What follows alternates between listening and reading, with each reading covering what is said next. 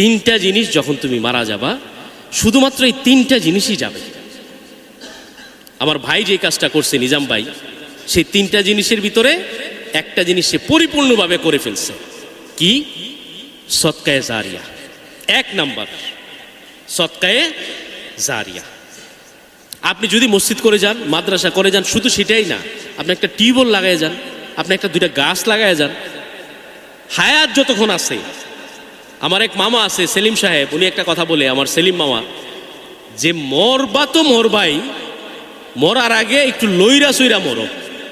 কথাটা অনেক সুন্দর। কিন্তু ও মিয়া খালি জায়গায় থাইকাই খালি দোকানদারি করলা, সিগারেট বেচলা আর সিগারেট টানলা, এমনিই খালি কি মইরা যাইবা?